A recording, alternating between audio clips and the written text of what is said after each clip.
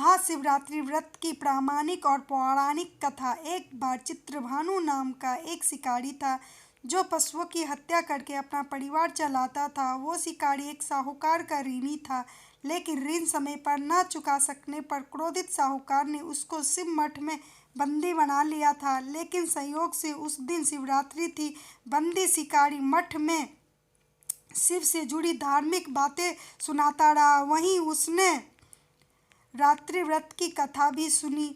शाम होने पर साहूकार ने शिकारी बुलाया और ऋण चुकाने के लिए पूछा, तो शिकारी अगले दिन सारा ऋण लौटाने का वचन देकर वहां से चला गया। शिकारी जंगल में शिकार के लिए निकला, लेकिन दिन भर बंदी रहने के कारण वो भूख प्यास से व्याकुल हो गया। सूर्यास्त होने पर वह एक जलाशय के पास गया, जहाँ एक घाट के किनारे एक पेड़ पर थोड़ा सा जल पीने के लिए लेकर चढ़ गया। उसे पूरी उम्मीद थी कि कोई न कोई जानवर इस जलाशय पर अपनी प्यास बुझाने के लिए जरूर आएगा।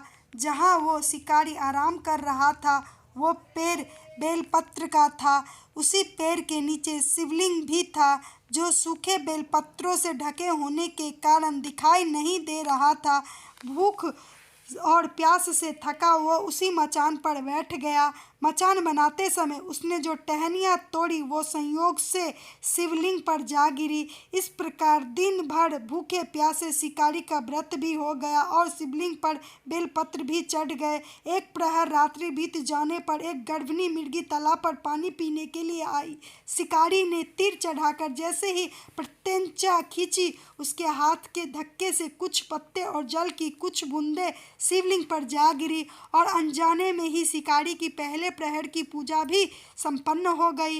मृगी बोली, मैं गर्भिणी हूँ, शीघ्र ही प्रसव करूंगी। तुम एक साथ दो जीवों की हत्या करोगे, जो ठीक नहीं है। मैं इस बच्चे को जन्म देकर शीघ्र ही तुम्हारे पास वापस आ जाऊंगी, तब मुझे मार लेना। शिकारी ने प्रत्यंचा ढीली कर दी और मृगी जंगली झाड़ियों में लुप्त हो गई। कुछ ही देर बाद एक मिर्गी उधर से निकली। शिकारी ने फिर धनुष पर बाण चढ़ाया। कुछ बेलपत्र फिर से उससे अनजाने में ही नीचे शिवलिंग पर जा गिरे। इस तरह से उसकी दूसरे प्रहर की पूजा भी हो गई। तब उसे देख मिर्गी ने विनम्रतापूर्वक निवेदन किया, मैं थोड़ी देर पहले ऋतु से निवृत्त हुई हूँ, कामातुर विरहिणी हूँ, अपने प्रिय की खोज में भटक रही हूँ। मैं अपने पति से मिलकर शीघ्र ही तुम्हारे पास आ जाऊंगी। शिकारी ने उसे भी जाने दिया। रात्रि का आखिरी प्रहर बीत रहा था, तभी एक अन्य मृगी अपने बच्चों के साथ उधर से निकली। शिकारी धनुष पर तीर चढ़ाकर छोड़ने ही वाला था कि मृगी बोली, मैं इन बच्चों को इनके पिता को देकर तुम्हारे पास तुरंत लौट आऊंगी, इस समय मुझे मत मारो। शिकारी हंसा और बोला, सामने आए शिकार को छोड़ दूं? मैं ऐसा मूर्ख नहीं, इससे पहले भी 2 बार अपना शिकार खो चुका हूँ। मेरे बच्चे भूख प्यास से तड़प रहे होंगे। उत्तर में मृगी ने फिर कहा, जैसे तुम्हें अपने बच्चों की ममता सता रही है, वैसे भी मुझे इनकी फिक्र, इसलिए सिर्फ मुझ बच्चों के नाम पे थोड़ी देर के लिए जीवन दान मांग रही हूँ। मृगी का दीन स्वर सुनकर शिकारी को उस पर दया आ गई। उसने उस मृगी को भी जाने दिया। शिकार के अभाव में बेल वृक्ष पर बैठा शिकारी बेलपत्र तोड़ तोड़ कर नीचे फेंकता जा रहा था।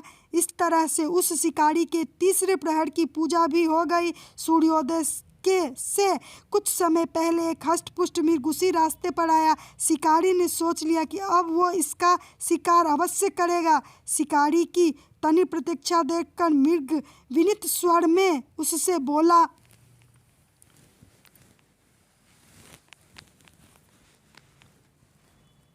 3 मृगियों और छोटे बच्चों को मार डाला है, तो मुझे भी मारने में विलंब न करो, ताकि मुझे उनके वियोग में दुख न सहना पड़े। मैं उन मृगियों का पति हूँ। यदि तुमने उन्हें जीवन दान दिया है तो मुझे भी कुछ क्षण का जीवन देने की कृपा करो।